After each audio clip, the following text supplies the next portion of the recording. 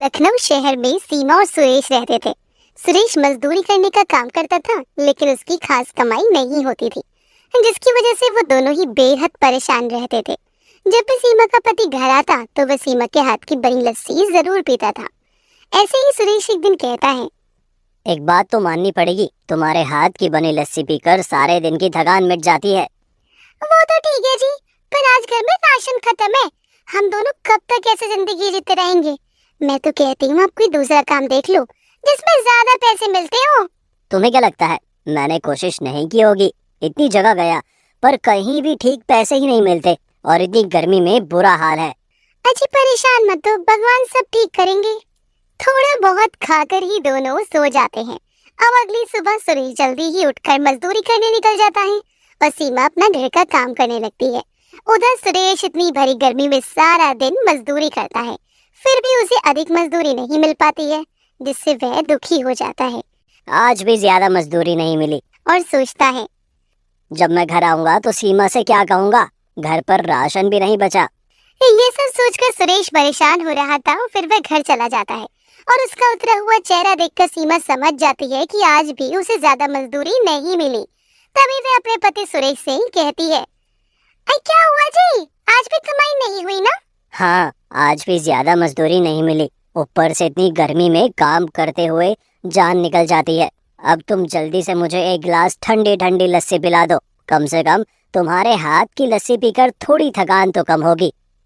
फिर सीमा जल्दी से सुरेश के लिए लस्सी बनाकर लाती है और उसे पीने के लिए दे देती है। ये रही तुम्हारी लस्सी, मानो न मानो तुम कोई और काम देख लो, शायद तुम्हें कहीं दूसरा काम मिल जाए।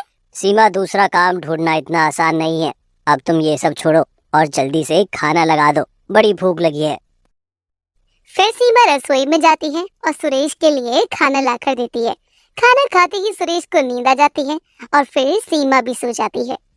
और फिर अगली सुबह सुरेश जल्दी उठकर मजदूरी के लिए निकल जाता है और सारा दिन गर्मी में मजदूरी करता रहता है, लेकिन फिर भी उसे मजदूरी के ज्यादा पैसे नहीं मिल पाते। और जब वह शाम को थक हार कर घर आता तो वह हमेशा की तरह आज भी अपनी पत्नी से पीने के लिए लस्सी मांगता है और कहता है, सीमा, बड़ी गर्मी है, अपने हाथ की बनी ठंडी ठंडी लस्सी तो बनाकर पिला दो।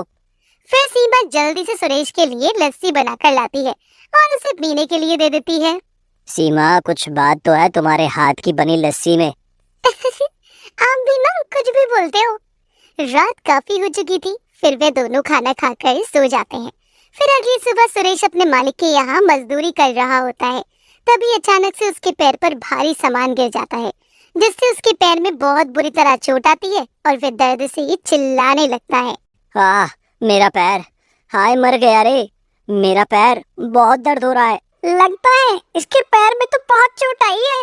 और फिर वो सभी डॉक्टर से उसकी मरहम पट्टी कर कर उसे घर छोड़ाते हैं। और जब उसकी पत्नी उसके पैर में लगी लगी देखती है, हे भगवान, ये आपको क्या हो गया और ये चोट कैसे लगी? फिर सुरेश उसे सारी बात बताता है और रोने लगता है। अजी आप रोते क्यों हो? हम जल्दी ठीक हो जाओगे। मैं तो ये सोच रहा हूँ कि अब मैं काम करने कैसे जा पाऊंगा, और फिर पैसे कहाँ से आएंगे, और घर का खर्च कैसे चलेगा। अजी आप चिंता क्यों करते हो? अब भगवान कोई ना कोई रास्ता जरूर निकाल ही देगा। अच्छा अब आप आराम करिए, तब तक मैं आपके लिए लस्सी लेकर आती हूँ। फिर सीमा सुरेश के लिए लस्सी बनाकर लाती है और उसे पीने के लिए दे देती है। अभी सुरेश ने अपनी लस्सी खत्म भी नहीं की थी कि तभी सीमा के मन में एक ख्याल आता है और वह मन ही मन सोचने लगती है, इतनी अधिक गर्मी में सभी लोग ज्यादातर कितनी लस्सी ही पीते हैं और पीना पसंद करते हैं। अगर मैं भी लस्सी का ठेला लगा लूं और इसे बनाना भी आसान है। जब इन्हें मेरे हाथ की लस्सी इतनी पसंद आती है, शायद लोगों को भी पसंद आ जाए और शायद इससे कुछ कमाई भी हो जाए। तभी सीमा ये बात अपने पति सुरेश से कहती है, सुनो जी, मैं एक बात सोच रही हूँ, मैं लस्सी का ठेला लगा ही लेती हूँ। इतनी गर्मी में सभी लोग लस्सी पीना पसंद करते हैं, शायद इससे कुछ कमाई ही हो जाए। फिर घर भी तो चलाना है, तब तक आप भी ठीक हो जाएंगे। देखो मना मत करना। सुरेश अपनी पत्नी को मना नहीं कर पाता है और फिर वह अगले ही दिन से लस्सी का ठेला लगा लेती है और लस्सी बेचना शुरू कर देती है। ठंडी ठंडी ताजी ताजी लस्सी, मीठी लस्सी, जल्दी आओ और पीने का मजा लो। सीमा खड़ी बड़ी देर तक आवाज लगाती है, पर उसके ठेले पर कोई भी लस्सी पीने नहीं आता। इतनी देर हो गई, अभी तक एक भी ग्राहक लस्सी पीने नहीं आया। शायद हो सकता है थोड़ी देर में कोई आ जाए। ये सोचकर सीमा फिर से आवाज लगाने लगती है और कहती है, मीठी मीठी ठंडी मलाईदार लस्सी, जो भी एक बार पी ले सारी थकावट दूर हो जाए। जल्दी आओ और ताजी ताजी लस्सी पियो। सीमा को आवाज लगाते हुए बड़ी देर हो जाती है। तभी उसके ठेले पर एक लड़का लस्सी पीने आता है और कहता है, आंटी एक गिलास लस्सी का कितना? 10 रुपए का। मुझे गिलास लस्सी बना कर दो। हाँ, उसमें बर्फ जरूर डाल देना। ये सुनकर सीमा बड़ी खुश होती है। चलो कोई तो लस्सी पीने आया, कम से कम काम की शुरुआत तो हुई। फिर सीमा उस लड़के को ठंडी ठंडी लस्सी बनाकर देती है। जैसे ही वो लड़का लस्सी का ग्लास मुंह से लगाता ही है और कहता है, वाह क्या लस्सी बनाई है, पीकर तो मजा ही आ गया। आंटी एक गिलास और लस्सी देना। हाँ अभी देती हूँ। फिर सीमा उस लड़के को एक गिलास और लस्सी बनाकर देती है और फिर वह लड़का लस्सी पीकर उसके पैसे देकर चला जाता है। और फिर उसके बाद उसकी दुकान पर सिर्फ 2 ही लोग लस्सी पीते हैं। इतनी गर्मी है फिर भी पता नहीं लोग लस्सी पीने क्यों नहीं आ रहे। सीमा फिर से लस्सी बेचने के लिए आवाज लगाने लगती है, लस्सी ताजी ताजी लस्सी, ठंडी ठंडी लस्सी, जो एक बार पी ले उसके सारे दिन की थकान दूर हो जाए। सीमा बेचारी लस्सी बेचने के लिए बार बार आवाज लगा रही थी, लेकिन कोई भी उसकी दुकान पर लस्सी पीने के लिए नहीं आ रहा था। इसी तरह सीमा को लस्सी बेचते हुए सारा दिन हो जाता है और उसकी कुछ कमाई भी नहीं होती। सारा दिन हो गया, सिर्फ 4 गिलास लस्सी की ही बिकी है। इनमें तो लस्सी के सामान के पैसे भी नहीं निकलेंगे। हे भगवान, अब तो मेरे पास सिर्फ थोड़े से ही पैसे बचे हैं। इन पैसों से तो मैं कुछ भी नहीं कर सकती। सीमा को लस्सी बेचते हुए सुबह से शाम हो जाती है।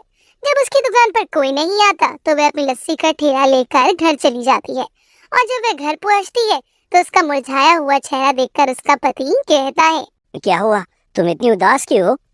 लस्सी पीने मेरे ठेले पर कोई नहीं आया। कोई बात नहीं, आज कोई नहीं आया तो क्या हुआ, ऐसा थोड़ी है कि कल भी कोई ना आए। तुम इतनी मेहनत कर रही हो, देखना कल तुम्हारी लस्सी पीने सब लोग जरूर आएंगे। आप कह रही है तो जरूर आएंगे।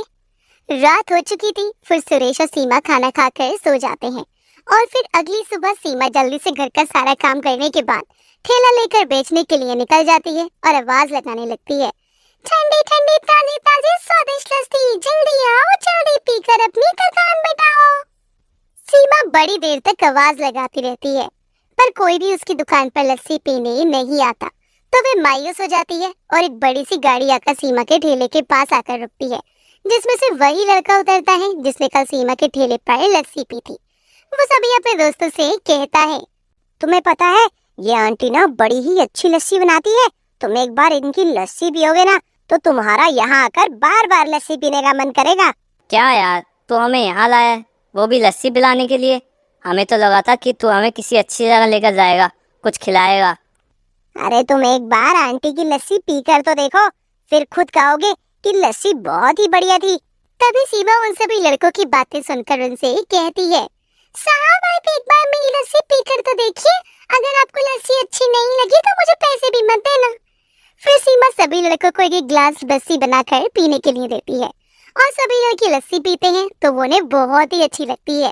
सभी लड़के बोलते हैं, वाह क्या लस्सी बनाई है, पीकर तो मजा ही आ गया। आंटी एक गिलास और लस्सी देना। और मुझे भी एक और गिलास लस्सी चाहिए, और मैं तो 2 गिलास और पीऊंगा। ये देखकर तो सीमा मन ही मन बड़ी खुश हो रही थी। तब सीमा कहती है, चलो कम से कम आज कुछ ग्राहक तो आए और सबसे अच्छी बात उन्हें मेरी बनाई हुई लस्सी पसंद आ रही है। फिर सीमा सभी लड़कों को लस्सी बनाकर पीने के लिए दे देती है और जब सभी लड़कों को लस्सी पीने के बाद वह लड़का सीमा को लस्सी के पैसे देता है। फिर वे सभी लड़के सीमा को पैसे देकर चले जाते हैं और तभी वहाँ कुछ लोग सीमा के ठेले पर उन लड़कों को लस्सी पीकर जाते हुए देखते हैं तो वे उसके पास आकर लस्सी पीने के लिए आते हैं और वे सभी आदमी सीमा को लस्सी के पैसे देकर वहाँ से चले जाते हैं और इसी तरह सीमा के ठेले पर लोगों की भीड़ जमा हो जाती है और कुछ ही देर में सीमा की सारी लस्सी खत्म हो जाती है और उसकी अच्छी कमाई भी होती है। ये देख सीमा मन ही मन बड़ी खुश हो रही थी। लगता है भगवान ने हमारी सुन ली। घर जाकर जब मैं इन्हें बताऊंगी तो वे कितना खुश होंगे। फिर सीमा जल्दी से घर जाती है और अपने पति सुरेश को पैसे देते हुए कहती है, ये देखो जी आज की हमारी कमाई। ये तो बहुत ही अच्छी बात है। तुमने इतनी मेहनत जो की है तो फिर लस्सी तो बिकनी ही थी। अब तुम मुझे कब लस्सी बनाकर पिलाओगी? ये सुनकर सीमा जोर जोर से हंसने लगती है और साथ में उसका पति सुरेश भी हंसने लगता है। और फिर कुछ ही दिनों में सीमा और उसके पति के घर की हालत सुधरने लगती है और फिर कुछ ही दिन में सुरेश भी ठीक हो जाता है। फिर वो दोनों आराम की जिंदगी जीने लगते हैं।